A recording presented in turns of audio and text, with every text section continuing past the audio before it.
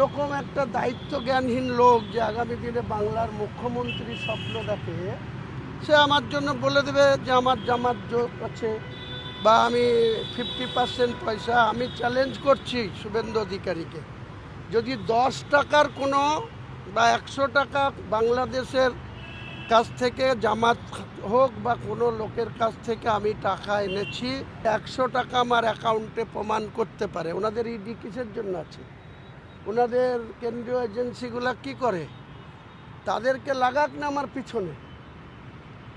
TMC তো আজকে অনেক কিছু খেলা খেলছে আমার পিছনে, তো ওরাও খেলুক না। আমি তো দুজনেদের সাথে লড়তে আমার ভালো লাগে। যত বেশি শক্ত লড়াই হবে তত আমি খুব খুশি থাকব। শুভেন্দু অধিকারী 2015 সালের 28শে ফেব্রুয়ারি থেকে উত্তর দিনাজপুর, মালদা, মুর্শিদাবাদ 3টে জেলায় একটা প্রধান নির্বাচিত করতে গিয়ে ওর রেট ছিল 15 লাখ টাকা। অর্থ পিশাচের মতো টাকা লুট করবে, আবার চোরের মায়ের বড় গলা। তারা আবার হুমায়ুন কবিরকে এইসব জামাত যোগের আখ্যা দেবে। কলকাতায় আর জেলায় জেলায়